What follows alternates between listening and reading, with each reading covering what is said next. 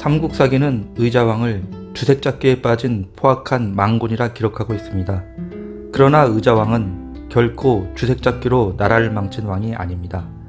이는 삼국사기를 쓴 김부식이 신라왕가의 피를 이어받은 사람으로서 즉위한 이후 줄곧 신라와 앙숙으로 대결을 펼쳤던 의자왕에 대한 일방적이고 편협한 모함을 한 것입니다.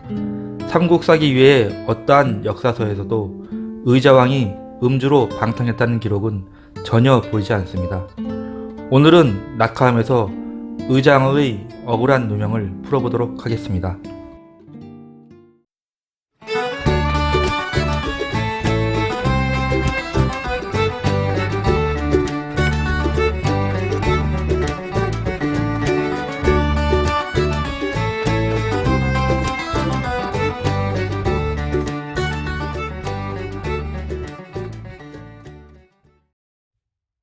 백제는 중국과 고구려의 선진 문화를 적극적으로 받아들였습니다. 그리고 이를 바탕으로 세련되고 우아한 예술 문화를 꽃피웠습니다. 삼국 예술 문화에 있어 중심적인 역할을 한 백제는 이를 신라와 일본에 전해주는 등 적극적인 문화 발전 양상의 형태를 띄었습니다. 백제의 유려하고 온화하며 섬세한 예술 작품을 보면 백제인의 수준 높은 예술적 감각을 알 수 있습니다. 이런 백제인들이 만든 수많은 예술품 중 최정점에 있는 것은 금동 대향로입니다. 그만큼 금동 대향로는 백제 시대의 창의성과 뛰어난 조형성을 바탕으로 당시 도교와 불교가 혼합된 종교와 사상, 세세한 금속 주조 기술 및 예술 문화를 종합적으로 파악하게 해주며 세계사적으로도 동시대의 그 어떤 유물과도 비교될 수 없는 우리 역사 최고의 걸작입니다. 한 국가 안에서의 문화예술은 안정되고 경제적인 여유를 바탕으로 꽃을 피웁니다. 따라서 국력이 쇠퇴하고 궁핍한 시기에 문화예술을 위한 창작 활동은 위축되기 마련입니다. 백제의 마지막 수도인 사비시대에 금동 대향로가 만들어졌다는 것은 사비시대의 백제가 부강했고 자신만만한 가운데 걸작을 만들 여유가 있었다는 걸 의미합니다. 집권한 즉시 의자왕은 신라에 대해 대대적 공격을 감행했고 결과는 성공적이었습니다. 의자왕은 신라 서부 40여성을 빼앗았고 서부 지역 최대 전략기지였던 대하성마저 함락시켰습니다. 이에 신라는 국가 존립의 위기까지 느끼게 됐습니다. 서기 642년 즉위한 해부터 나당 연합군에 의해 멸망하기 바로 전해인 659년까지 의자왕은 총 8차례 신라를 공격했고 대부분의 전투에서 승리했습니다. 김유신이 진덕여왕에게 대하성의 원수를 갑자고 건의하는 장면이 나오는 삼국사기 김유신전에는 작은 나라가 큰 나라를 침범했다가 위험하게 되면 어찌하려는가 라고 진덕여왕의 말을 언급합니다. 백제를 큰 나라 신라를 작은 나라로 표현한 것으로 보아 의자왕 당시 백제의 위상을 알 수가 있는 것입니다. 백제가 멸망하게 된 계기를 굳이 꼽으라면 당나라를 구슬리지 못한 외교적 전략의 실책 정도라 할 수 있을 것 같습니다. 당나라에 있어 고구려, 백제, 신라라는 한반도의 세 나라는 무시 못할 세력이었습니다. 따라서 당나라는 세 나라 하나하나의 문제에 신경을 곤두세우고 적극적으로 개입했습니다. 644년과 651년 두 차례나 당나라는 의자왕에게 조서를 내려 더 이상 신라를 압박하지 말라고 했습니다. 645년 당나라가 고구려를 침공할 때는 백제에게 당나라를 원조할 것을 지시합니다. 하지만 의자왕은 당의 명령에 따르지 않았습니다. 당의 명령을 무시할 만큼 의자왕은 백제의 힘이 약하지 않다고 생각한 것입니다.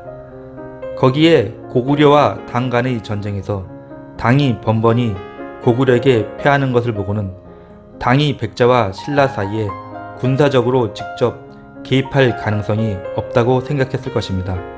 이를 증명이나 하듯 의자왕은 신라가 당나라의 고구려 침공에 힘을 보태는 틈을 타 신라를 공격하고 신라의 성 7개를 기습적으로 빼앗았습니다. 이에 신라는 국가 존립의 위기에 몰려 당나라에 점점 더 의지하게 됩니다. 신라는 김춘추를 당에 파견하여 도움을 요청하고 648년 나당 동맹이 체결되었습니다. 신라는 당의 군사 지원을 약속받는 대신 대동강 이북 땅을 당에 양보하고 당의 문물과 제도를 수용하기로 한 것입니다. 당은 13만 대군을 파견합니다. 백제, 고구려, 신라 간 군사적 균형을 일거에 깨트릴 만한 규모를 파견한 것입니다. 따라서 이것이 당나라를 구슬리지 못하고 신라와 당나라가 연합하게 해 백제가 멸망하게 된 외교적 전략의 실책으로 들 수 있다는 것입니다. 나당 연합군의 백제 공격은 신속했지만 의자왕과 백제군은 당나라 군사와 신라군에게 각각 한 번을 패했을 뿐이었습니다. 의자왕은 권토 중래를 노려 웅진성으로 피신했습니다. 웅진성은 평지성인 사비성에 비해 방어에 유리한 산성이었습니다. 게다가 훗날 백제 부흥운동의 중심지였던 임존성과도 멀지 않은 곳이었습니다. 나당 연합군은 철저히 백제 왕조의 멸망을 목적으로 한 전쟁을 치르고 있었기에 의자왕이 있는 곳만을 공략했습니다. 따라서 웅진성을 포함 백제의 지방군들은 나당 연합군에게 거의 피해를 입지 않은 상황이었습니다. 더군다나 원정원 나당 연합군에 비해 군량미도 든든한 상태에서 안팎의 아군들이 적절히 호응하면 얼마든지 유리한 국면을 만들 수 있었습니다. 백제는 멸망에 이르지 않고 오히려 나당 연합군에 대한 적극 공세를 펼칠 수 있었던 것입니다. 그런데 불가사의한 일이 웅진성에서 벌어졌습니다. 그곳으로 피신했던 의자왕이 불과 5일 만에 성을 나와 항복한 것이었습니다.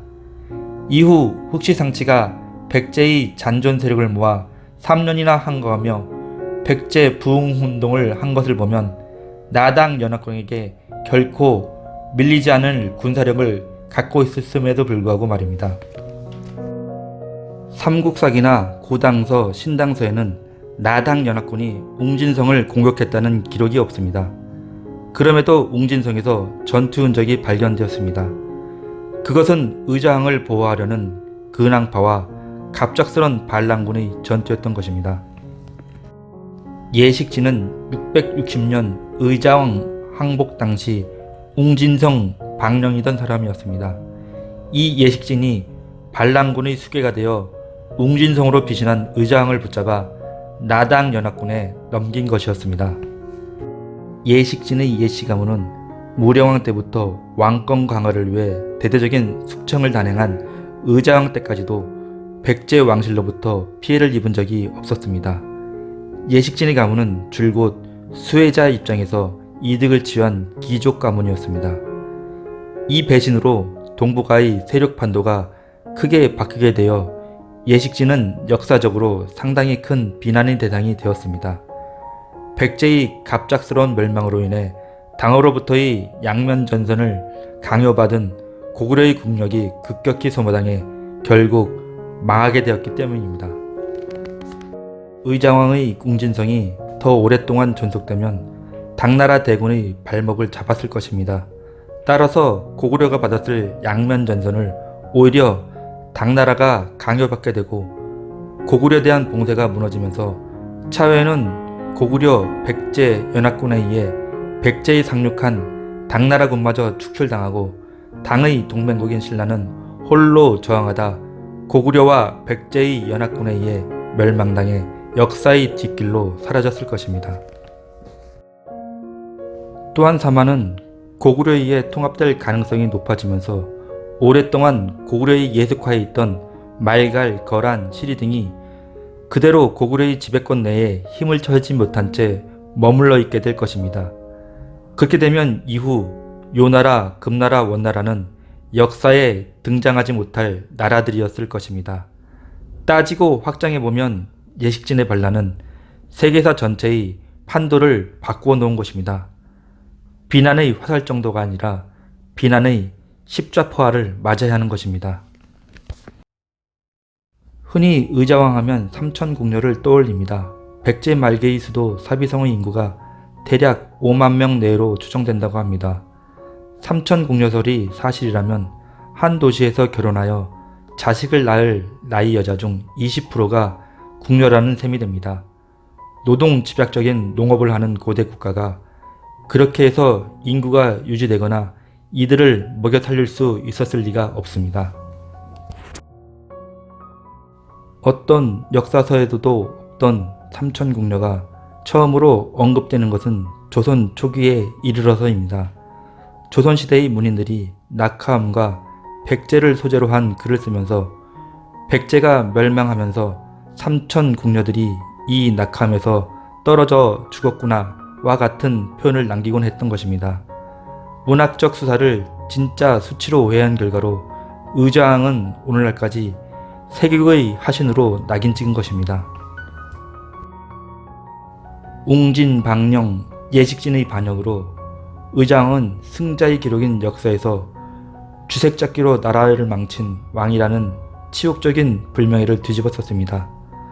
거기에 어느샌가 후세들은 역사적 근거도 없는 삼천궁녀가 낙하암에 몸을 던졌다는 허위 사실까지 덧칠해버렸습니다. 무려 1300년 동안이나 억울하게 써왔던 의자왕의 누명 반드시 바로잡아야 할 것입니다. 이상으로 영상을 마치려 합니다. 지금까지 시청해주셔서 감사합니다.